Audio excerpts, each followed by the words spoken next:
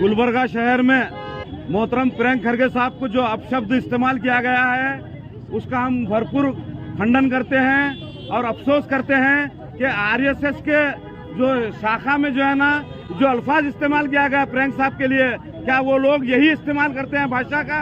जो अपशब्द बोला है हम उसका भरपूर खंडन करते हैं। आने वाले दिनों में इसके ऊपर एक्शन होना चाहिए, नहीं तो जो है ना हम पूरा गुलबर्गा शहर जो है ना बंद कराएंगे। और हम सभी जो है ना प्रियंक खरगे साहब के साथ हैं, बड़े खरगे साहब के साथ हैं और कांग्रेस पार्टी के साथ हैं। हम जो है ना ये जो अपशब्द जो बोला है, जो बदतमीज इंसान जो बोला है, उसके खिलाफ एक्शन होना चाहिए। हम सभी की यही ख्वाहिश है, इसके ऊपर जो है ना सख्त से सख्त एक्शन होना चाहिए। जो हमारे बाबा साहब जो हमारा कानून बना है उसके तहत उसके ऊपर एक्शन होना जरूरी है, नहीं तो हम पूरा शहर जो है ना बंद कराएंगे।